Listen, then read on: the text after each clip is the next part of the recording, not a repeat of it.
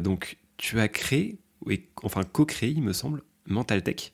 Est-ce que tu peux du coup nous en parler un peu plus sur ce qui t'a motivé à lancer cette aventure?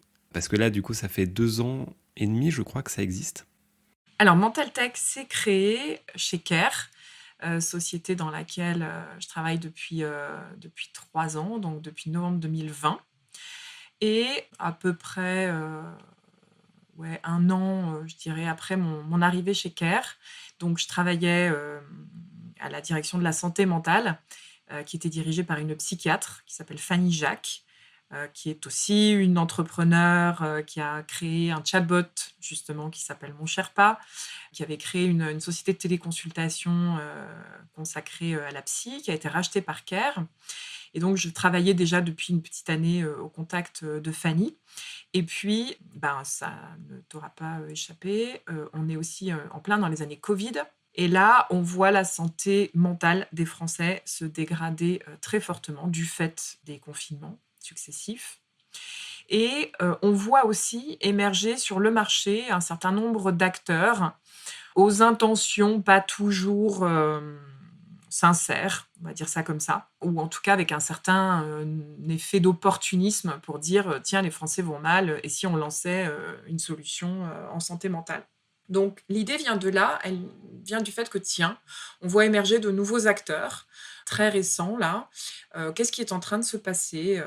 Est-ce que c'est éphémère? Est-ce que c'est un mouvement de fond? Et en fait, dans un premier temps, on a eu envie de se regrouper entre acteurs du marché qui étions installés depuis peut-être un petit peu plus longtemps, ou en tout cas qui partagions les mêmes valeurs. Et donc au début, c'est pas l'idée d'un collectif, mais on est plus animé par l'idée, tu vois, de signer une charte d'engagement, de réunir voilà, quelques acteurs du marché autour d'une charte d'engagement qui montrerait justement nos valeurs éthiques, humanistes, respectueuses, vraiment dirigées vers le soin, mais aussi vers la prévention. Donc, chez Care, on pitch l'idée notamment à Benjamin Blasco, qui est le fondateur de Petit Bambou, parce qu'on avait des bons rapports avec Petit Bambou. Et puis il dit ah ouais, l'idée me plaît à moi aussi, bah ok, je serais prêt à y aller avec vous. Et puis de là, bah, on pitch l'idée à d'autres acteurs, tu vois, de notre écosystème immédiat. Il y a un peu une idée de cooptation, tu vois.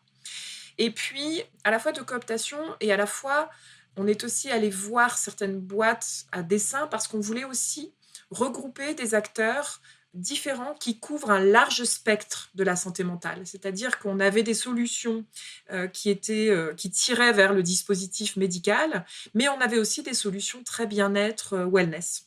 Et donc, on se réunit autour de cette idée de bâtir comme ça une charte commune. Et puis en fait, très vite, on a eu envie d'aller plus loin et on s'est dit dans le fond, et si on crée un collectif? Parce que les uns les autres, on a des problématiques qui sont communes, notamment les entrepreneurs que nous sommes. Voilà, on rencontre parfois les mêmes difficultés, on a besoin de serrer les coudes.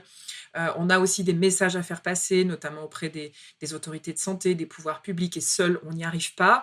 Finalement, l'union fait la force, ou seul, on va plus vite, mais ensemble, on va plus loin. Donc, c'est comme ça qu'est née l'idée du collectif Mentaltech. Salut, c'est Arnaud. J'espère que l'extrait du podcast vous a plu. Vous pouvez retrouver l'épisode en entier sur Spotify, Apple Podcast et toutes les plateformes. Je vous mets le lien en description.